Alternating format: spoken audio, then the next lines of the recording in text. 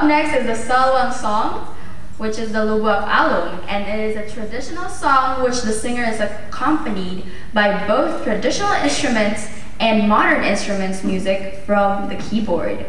And then after that, we will have the adult version of the plate dance. This dance describes how farmers cultivate their wet rice field.